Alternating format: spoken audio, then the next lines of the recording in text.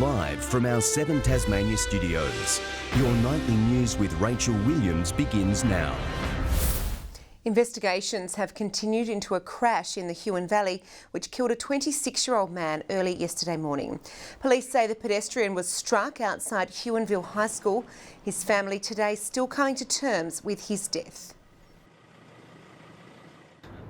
I have no words. I don't have any words. Police say a 34-year-old Lucaston woman was arrested at the scene.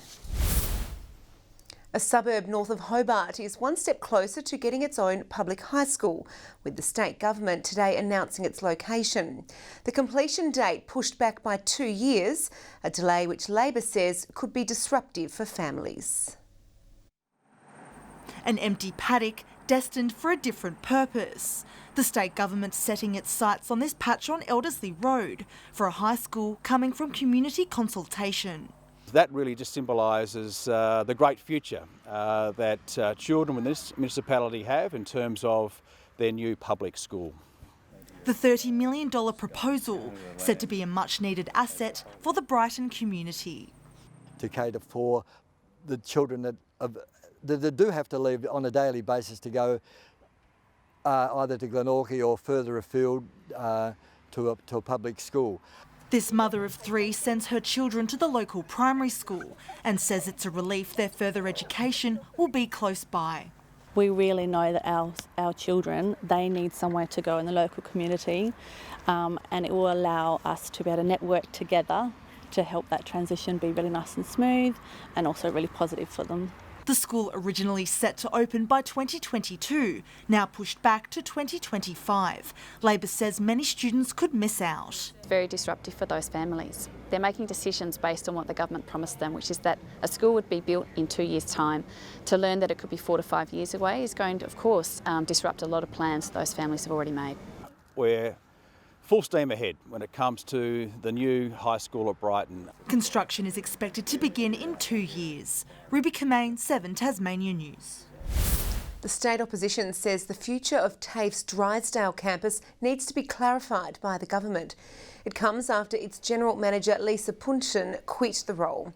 Labor says they're concerned the publicly owned site will soon be forced to compete with private operators for students in tourism and hospitality courses. And it should be supported because it is the public training provider that has the ability to support all students across the state to gain the skills they need to get a job here in Tasmania. The government says it is committed to Drysdale's training program, recently opening 2 new campuses in Devonport and Hobart's northern suburbs. The ongoing fight over the Westbury prison has taken a step back in time. Protesters reimagining a medieval tale to spread their message opposing a prison in the town. I have got a petition of all the villagers. Please, this is not something that we want. Organisers say they're waiting for the government to release the results of a phone survey conducted last year. The state is leading the nation when it comes to organ donations, with new data revealing Tasmanian donors saved more than 50 Australian lives last year. Health professionals are still urging people to register, with one local recipient saying without her transplant, she wouldn't be here.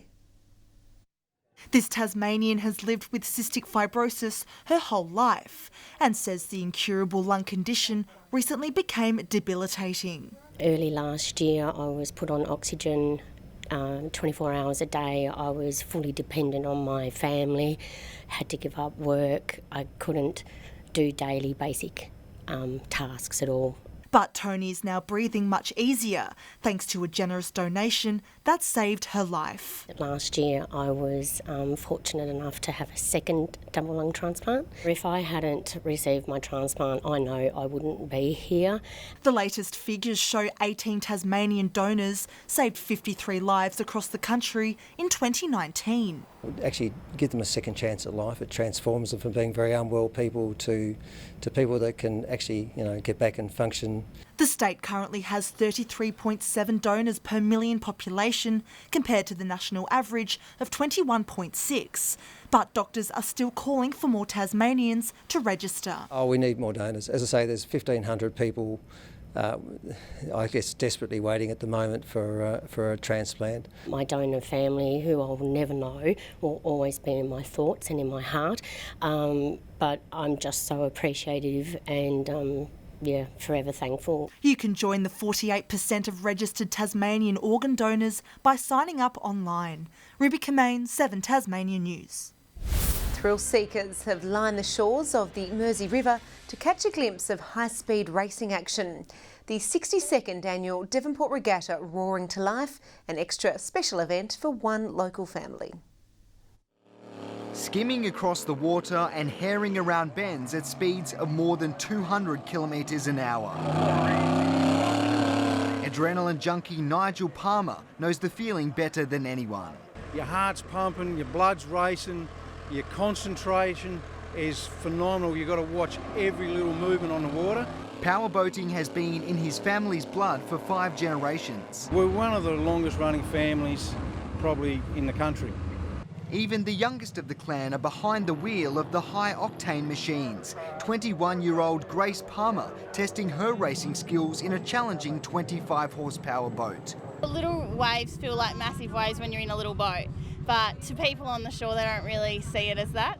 Bragging rights on the line in the annual Devonport Regatta. After 62 years, there's a favourite to rev up and deafen local racing fans. I think the biggest draw card is always the boats. That noise is just, it echoes through the town. From starboard to starstruck, hundreds of excited punters queuing to meet popular home and away heartthrob Tim Franklin.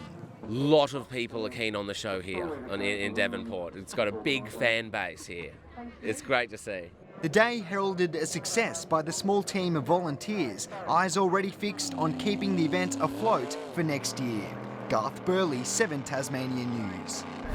A Tasmanian cricket club is preparing to take on some of the best premier cricket sides in the country. Lindisfarne players are travelling to Adelaide this week for National Premier T20 Championships. Up and about this morning, Lindisfarne had victory on their mind. The Lightning this weekend playing North Hobart in a top-of-the-table grade cricket contest. Their minds, however, will turn towards the national stage later this week, as they prepare to face some of the best local T20 players in the country at the National Club Championships. That's another opportunity for young guys and it's awesome going away interstate, playing somewhere else and bonding as a group as well. The event sees 10 teams from across Australia compete, with Melbourne's Carlton Cricket Club winning last year.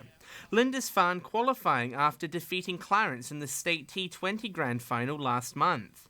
The Lightning relishing the opportunity to play against teams full of experienced first-class cricketers. Looking at some of the games with some huge scores from other states and some guys making some big runs and things like that, so it'll be a massive test. Because every ball they're trying to hit you as far over the ropes as they can, so it's a bit of a test of courage, and you've got to expect to go for a few boundaries in it, really. And as the state's only entrant in the championships, they're keen on flying the flag for Tasmanian cricket. It's a great opportunity to get through to this, and then you don't want to go away and just get beaten. You want to do Tassie proud, definitely. Lindisfarne will find out their opponents tomorrow afternoon, with the draw to be conducted at Adelaide Oval. The tournament will be played Tuesday and Wednesday. John Hunt, 7 Tasmania News.